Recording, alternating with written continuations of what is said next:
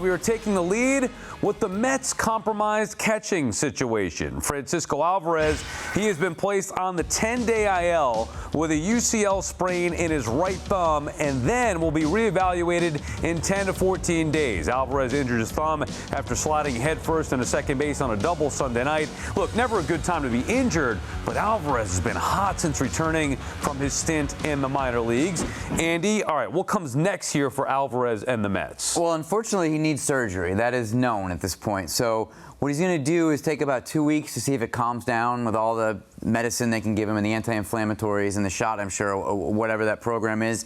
See if he can grip a bat after about 2 weeks. And if he can, maybe try to ramp him up. There's no real risk here in terms of losing him for next year. You hear UCL, you think Tommy John, but that's the elbow UCL. The thumb UCL, I'm told, they only expect a 6 to 7 week recovery from that surgery. So if he does try to play through this, if he does end up having a surgery in October instead of now, should be all good for spring training. But at the moment, they're looking at some players have played through this kind of thing, so why not give it a shot? Obviously not great. And for this year, next year, that's good news. Yeah. They're not going to lose him for any portion of next year with this injury. But for this year, this is like losing an X factor. There's another layer to the Mets lineup that they didn't previously have. And since coming back up from AAA, looking at a guy with an 1,000 OPS at the catching position. And his confidence, just watching him, it felt like it was growing leaps and bounds from a defensive standpoint.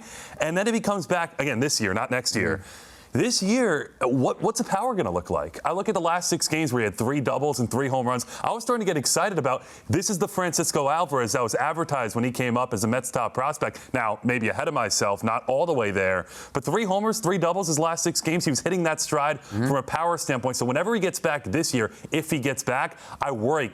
Can he drive the baseball? I'm not sure if he could grip the bat right now. Right. Alvarez at his best is supposed to be an impact bat for the Mets. We saw it his rookie season with the 23 homers, whatever it was, how many home runs that he had. And then injuries started to derail his career a little bit just when he was starting to get built back up, Andy, to where he's impactful, both receiving and obviously hitting, to Emmanuel's point. Now he goes out again. Now, I know it's a different hand here. Would you be concerned when you talk about hands with a catcher that have happened now multiple times over with Alvarez? Sure. I mean, this one, obviously, like you said, different hands, so it's not like there's a connection to a injury repeating, but anytime you're talking about gripping a bat in the short term, that's a concern. And just, I guess there's a larger concern about what Emmanuel was talking about, just his confidence, his feel. This is what they call a confidence player. This is a guy who we've seen, he can get really down because he cares so much, but when he's feeling good, like, ooh, the sky's the limit with the power and the dynamism and the enthusiasm. He had a home run a couple years ago and ran the bases backwards for a little while. I mean, this is a guy who really brings that X factor. So just continuing to see his career momentum get interrupted has to be a bummer for him. And now that's an additional obstacle. But because it's the other hand, I'm not worried about throwing an injury-prone label on him. It's just a thing that happened. Yeah, it's unfortunate to see that momentum halted because you just look at him statistically. Like, take it at face value. He's a catcher this year with a near 800 OPS with all he's gone through, getting sent down. Now he's got the injury. I think of Francisco Alvarez, and I don't think we've seen close to his ceiling, and I think the Mets were starting to tap into that ceiling the last week or so. What does he look like? I worry about gripping the bat because so many guys have had this derail seasons and derail careers a little bit. What does he look like from a power standpoint when he comes back?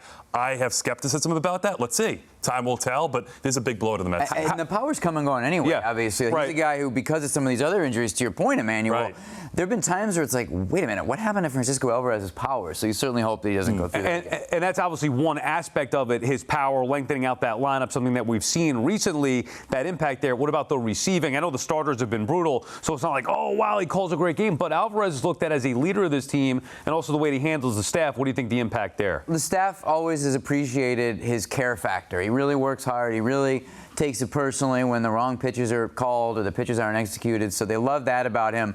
Having said that, Luis Torrens is a winning player, great defensive catcher with some upside in his bat. So positionally, this isn't like you're losing Francisco Lindor or Pete Alonso. And I'm not saying that to take away from Alvarez. I'm saying that you have a backup option at catcher who actually is a winning player who you could feel okay about going into the playoffs with your pitching staff.